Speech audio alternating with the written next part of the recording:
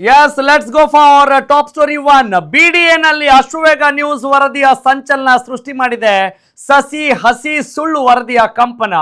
ಎನ್.ಎ. Harris exclusive ಆಗಿ ಮಾತನಾಡಿದ್ದಾರೆ.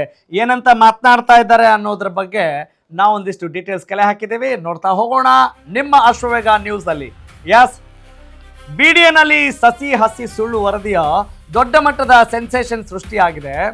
BDA ಪಡಸಾಲೆಯಲ್ಲಿ ಕಂಪನ ಉಂಟು ಮಾಡಿದೆ ಅಶ್ವವೇಗ ನ್ಯೂಸ್ನ ಈ ಒಂದು ರಿಪೋರ್ಟ್. ಇದೇ ಮೊದಲ ಬಾರಿಗೆ ಬಿಡಿಎ ಅಧ್ಯಕ್ಷ ಹ್ಯಾರಿಸ್ ರಿಯಾಕ್ಷನ್ ಕೊಟ್ಟಿದ್ದಾರೆ. ಅಂದ್ರೆ ಈ ವಿಚಾರಕ್ಕೆ ಸಂಬಂಧಪಟ್ಟ ಹಾಗೆ ಬೇರೆಲ್ಲೂ ಕೊಡದೆ ಅಶ್ವವೇಗ ಜೊತೆ ಮಾತನಾಡಿದ್ದಾರೆ. ಎನ್.ಎ. ಹ್ಯಾರಿಸ್ ಎಕ್ಸ್ಕ್ಲೂಸಿವ್ ಆಗಿ ಮಾತಾಡಿದ್ದಾರೆ. 15 ಲಕ್ಷ ಗಿಡ ನೆಡುವಿಕೆ ಮತ್ತು ಅದರ ಸುತ್ತಲ ವಿವಾದಕ್ಕೆ ಸೃಷ್ಟಿ ಏನಾಯ್ತಲ್ಲ ಅದಕ್ಕೆ ಸಂಬಂಧಪಟ್ಟ ಹಾಗೆ 88 ಕೋಟಿ ರೂಪಾಯಿ ಖರ್ಚು ಮಾಡಿದ ನಿಜಾನ ಬಿಡಿಎ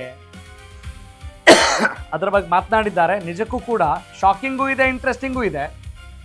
ಅಶ್ವವೇಗ ನ್ಯೂಸ್ ಜೊತೆ ಎನ್.ಎ. ಹ್ಯಾರಿಸ್ ಏನು ಮಾತನಾಡಿದ್ದಾರೆ ಅನ್ನೋದ್ರ ಬಗ್ಗೆ ಕ್ಯೂರಿಯಾಸಿಟಿ ಖಂಡಿತವಾಗ್ಲೂ ಇದೆ.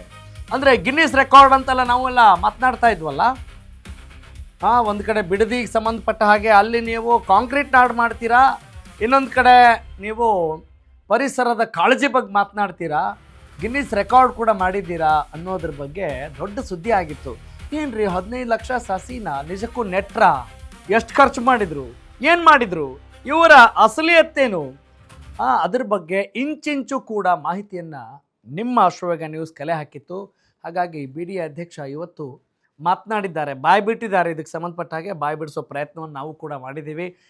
ವಾಟ್ ಈಸ್ ದಟ್ ನ್ಯೂಸ್ ಅನ್ನೋದನ್ನು ನೋಡ್ತಾ ಹೋಗೋಣ. ಈಗ ಅದಕ್ಕೆ ಪೂರಕವಾದಂಥ ಮತ್ತಷ್ಟು ಅಪ್ಡೇಟ್ಸ್ ನೋಡ್ತಾ ಹೋಗೋಣ. ಬಿಡಿಎನಲ್ಲಿ ಈ ಸಸಿ ಹಸಿ ಸುಳ್ಳು ವರದಿಯ ಬಿಗ್ ಸೆನ್ಸೇಷನ್ಗೆ ಸಂಬಂಧಪಟ್ಟ ಹಾಗೆ ನೋಡಿ, ಈಗ ಸಸಿಗಳ ಜೊತೆ ಯಾವ ರೀತಿ ಪೋಸ್ ಕೊಟ್ಟಿದ್ರು, ಆದರೆ ಸಸಿಗಳು ಹೆಂಗಾಗಿದ್ದಾವೆ ನೋಡ್ತಾ ಇದ್ದೀರಿ. ಅಂದರೆ ಕಾಟಾಚಾರಕ್ಕೆ ಏನು ಮಾಡ್ತಾ ಇದ್ದಾರಾ ಅಥವಾ ನಿಜಕ್ಕೂ ಎಷ್ಟು ಗಿಡಗಳನ್ನು ನೆಟ್ಟಿದ್ದಾರೆ ಅನ್ನೋದು ಸದ್ಯಕ್ಕೆ ಕ್ಯೂರಿಯಾಸಿಟಿಯನ್ನು ಉಂಟು ಮಾಡ್ತಾ ಇದೆ. Yes, let's go for next updates. ದೊಡ್ಡ ಕೆಲಸ ಮಾಡುವಾಗ ಸಣ್ಣ ಪುಟ್ಟ ತಪ್ಪುಗಳಾಗೋದು ಸಹಜ, ಇದನ್ನು ನಾವು ಹೇಳ್ತಾ ಇರಲ್ಲ.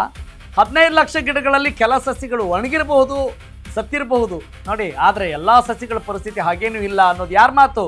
ಎನ್.ಎ. ಹ್ಯಾರಿಸ್ ಅವ್ರ ಮಾತ್ರ. ಸಸಿಗಳು ಬೆಳೆಯೋಕ್ಕೆ ಕನಿಷ್ಠ 1 ತಿಂಗಳಾದರೂ ಸಮಯ ಬೇಕಂತೆ. ಆಯಿತು ಅಂದರೆ ಮಾತಾಡೋಣ. ನೆಕ್ಸ್ಟು, ನೀರಿಲ್ಲದ ಕಡೆ ಸಸಿ ನೆಟ್ಟಿದ್ದೀವಿ, ಈಗ ನೀರಿನ ವ್ಯವಸ್ಥೆ ಮಾಡಿದ್ದೇವೆ. ಯಾರ ಮಾತು? ಎನ್.ಎ. ಹ್ಯಾರಿಸ್ ಅವರ ಮಾತು. ಸ್ವಲ್ಪ ಉತ್ತಮ ಮಳೆ ಆಗಿದ್ರೂ ಸಸಿಗಳಿಗೆ ಸಾವು ಬರ್ತಾ ಇರಲಿಲ್ಲ ಅನ್ನೋದು ಯಾರ ಮಾತು? ಎನ್.ಎ. ಹ್ಯಾರಿಸ್ ಅವ್ರ ಮಾತು. ಈ ಯೋಜನೆ ಯಾವ ರಾಜ್ಯದವರು ಮಾಡಿಲ್ಲ ರೀ, ನಮ್ಮ CM ಮಾಡಿದ್ದಾರೆ. Okay fine,